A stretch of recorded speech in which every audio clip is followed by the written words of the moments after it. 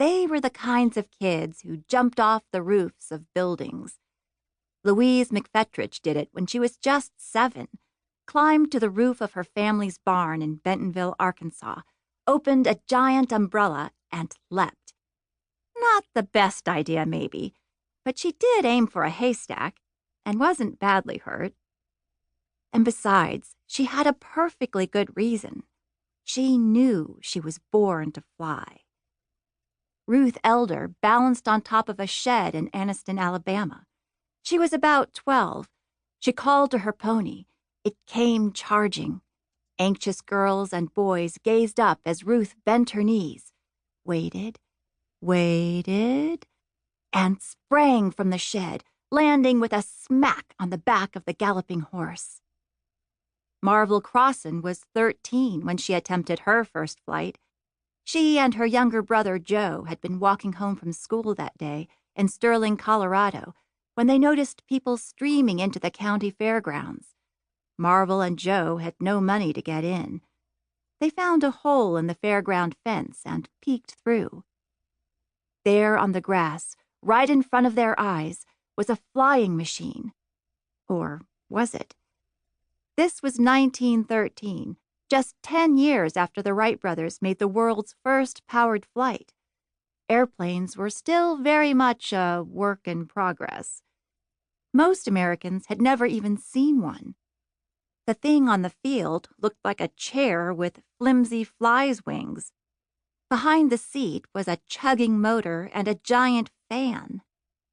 A man sat in the seat. He shouted something. The motor roared louder. The fan blades spun.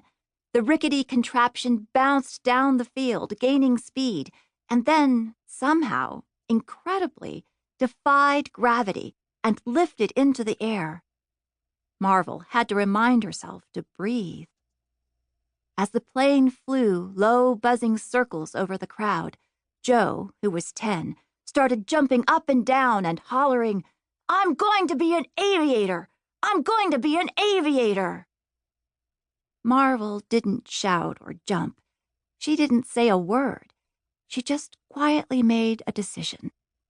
Flying was the only thing she would ever want to do. Starting now.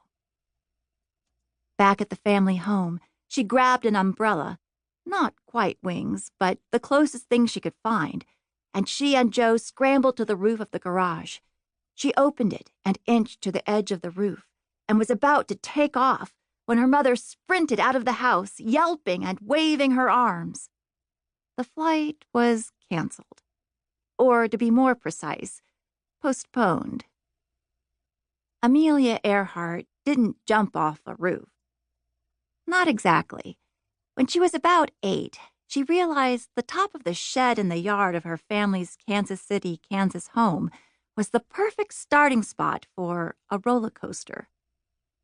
She and her sister Muriel, Amelia called her Pidge, hammered 2x4s into tracks and leaned the ride against the roof. They greased the tracks with lard from the icebox and found a wooden crate to use as a car. Amelia insisted on going first.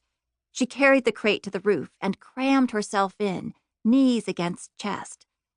Pidge and their friend Ralphie stood on the top rung of a ladder, holding the car in place. "Let me go!"